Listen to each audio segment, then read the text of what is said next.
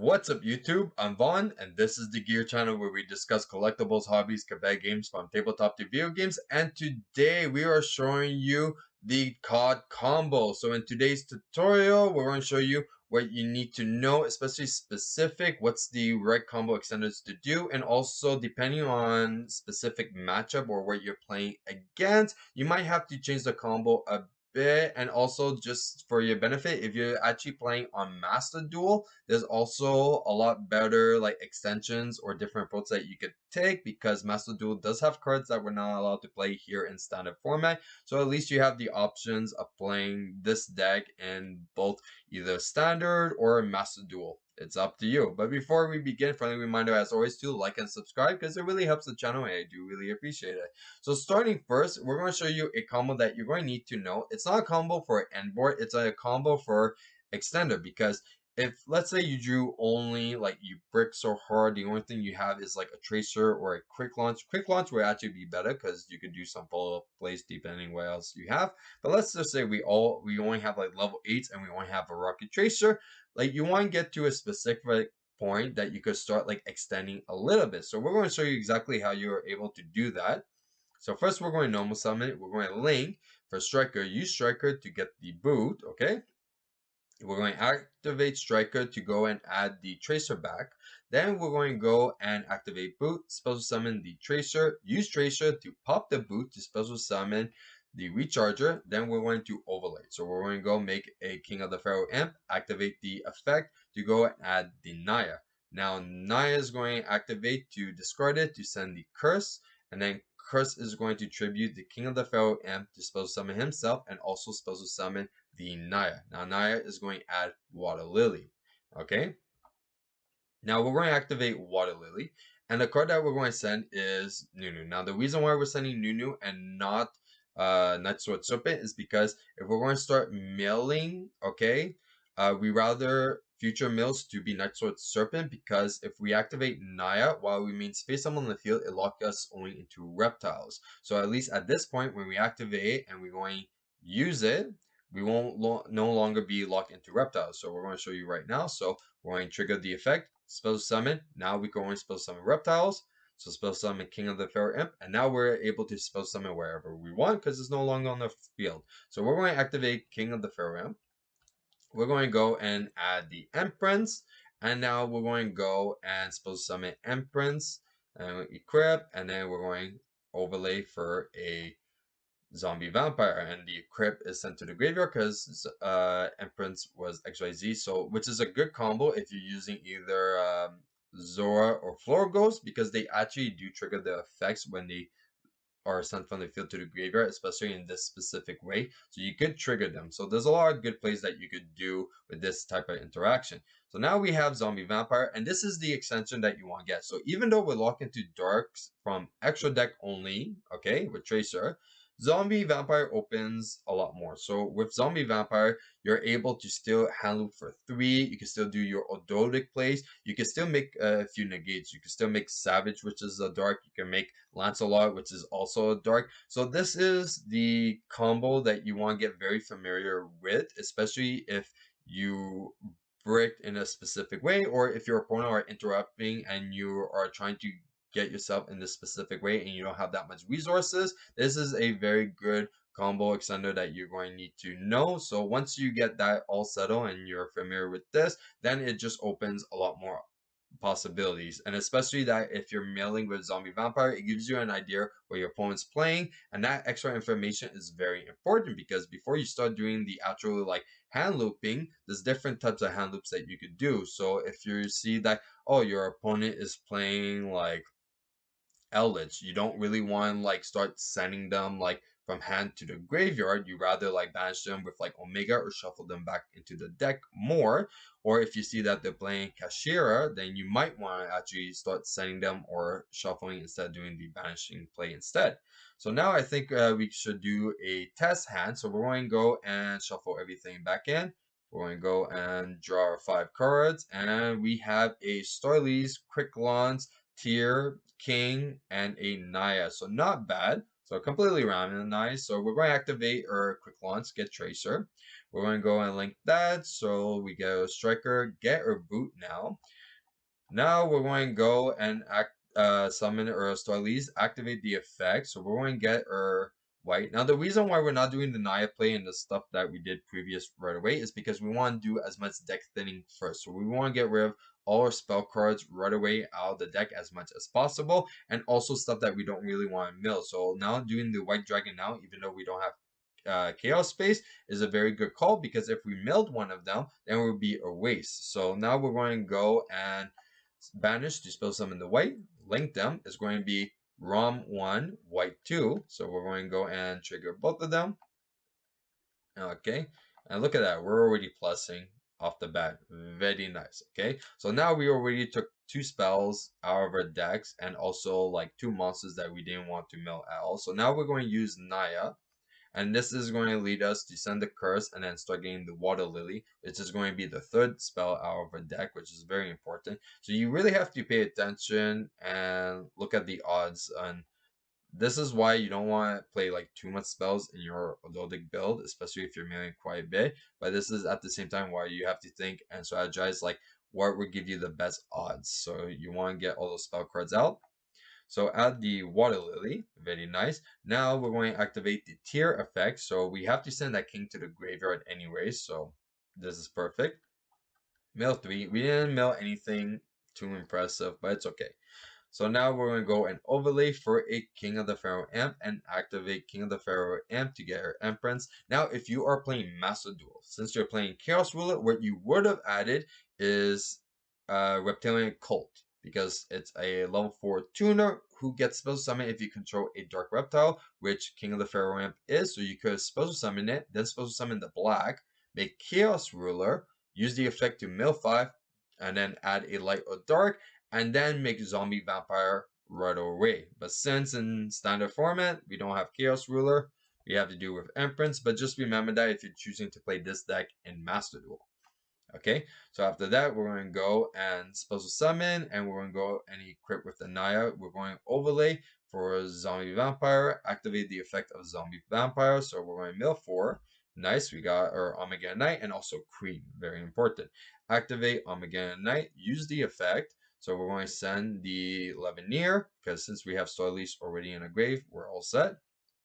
So we're going to go and activate so at least add the Levineer, and we're going to special summon by banishing 3 darks, and there we go. And it's okay because we already have another Naya in the graveyard, so we're all set over there.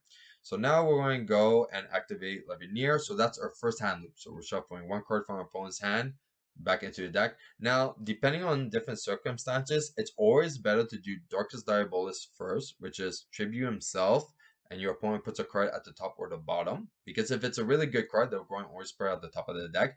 And then if you do Levineer after, it completely puts another card, shuffles it into the deck, so it makes it completely random. So they pretty much lost that card that they want at the top of the deck. So that is like a preferred order. In this situation, we're doing what we can. So this is like the ideal play at the moment.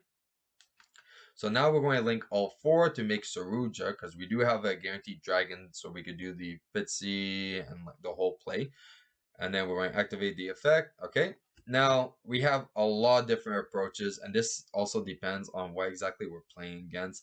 Because also, if you know, okay, we could actually supposed to summon our Gamma with Saruja. So there's a lot of different options that you could have had. I like the play that we did. It's an okay play, especially against like some specific decks, but at the same time, like thinking about it, like we could have actually supposed to summon the Gamma with Saruja to make another tribute body, and then all what we needed to return was the boot, the Dragon Ravine, and the Snake Rain. So then we have our Quick Launch and Instant Fusion to make a dragon. So it's really debatable. It would have been a very different approach. So we're going to return the Instant Fusion, the Snake Rain, and the boot. Okay.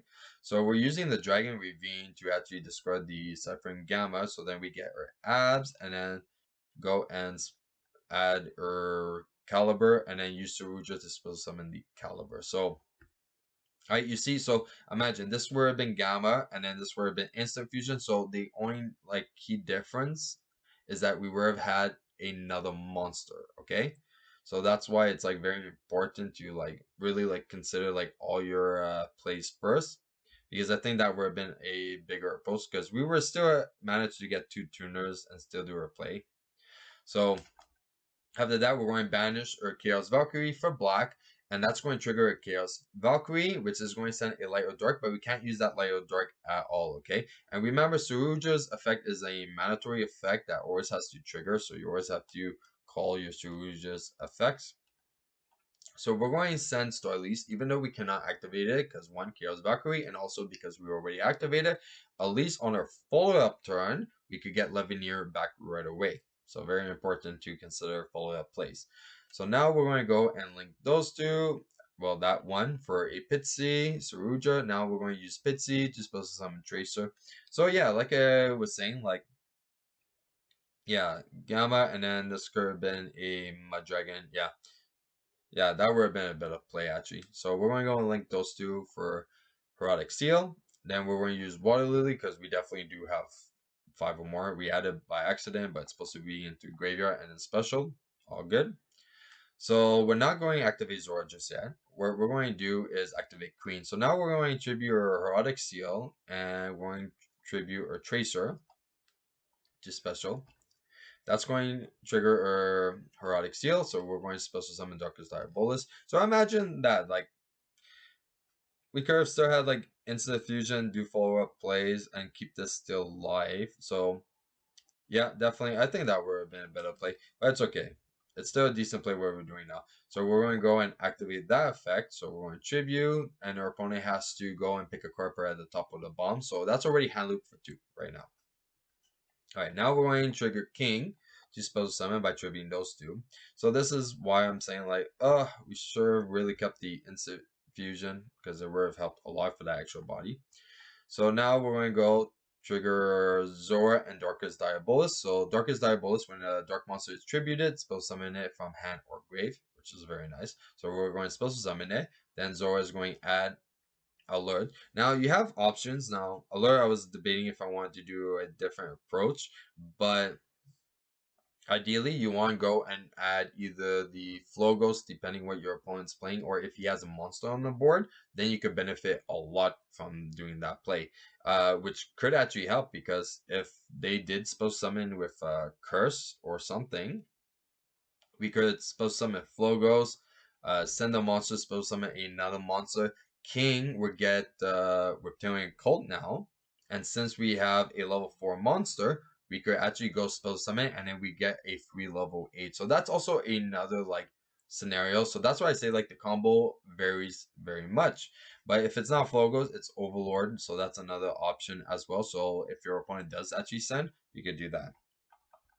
So there's a lot of different things. That's why I'm saying like there's no just like one key combo that you exploit, because the whole function of the deck, okay, that might be like very misleading, is that it's very reliant on your opponent's action, and that's why you have cards that activate to make your opponent do specific action, because everything is just response towards every combo and end board, depending on what your opponent does, what your opponent plays. It varies a lot, and it's very reliant on what your opponent does. So that's why, like, I cannot say like this is like the strict combo, like you have to do completely A to like B, because it completely changes all the time.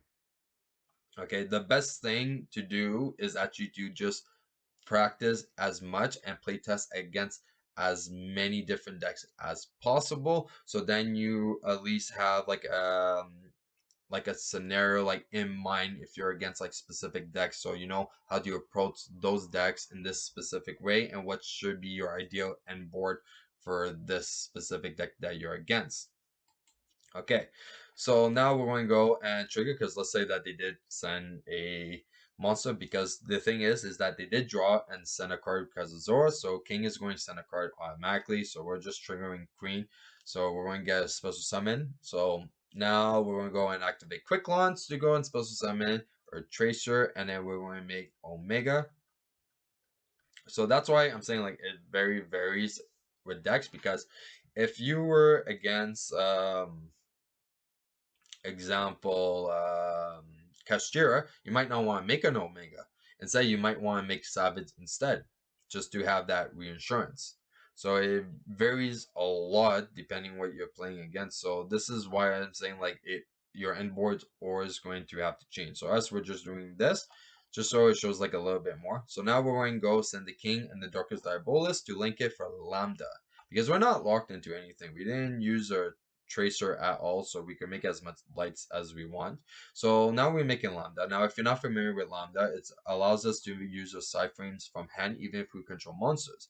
The other additional effect that a lot of people are not too familiar is that when you have a side frame that is banished, you could trigger at the end of the turn, you add a side frame monster from your deck to your hand, which is very good, because what we're going to do now is activate our omega. Okay, so banish and hand loop. So now we just hand loop our opponent for 4. Okay, so that's going to trigger a lambda, and then end turn lambda is going to resolve and add our gamma. So now we have a gamma in hand. Now the reason why we went and we made our king instead, because when a monster is sent from our opponent's hand or deck to the graveyard, we can special summon. So we could special summon king. So then if they add a card, then we could at least send. Or if we have Overlord in the graveyard instead, we can special summon Overlord, and then we have a board wipe as well. So it's just an extra support.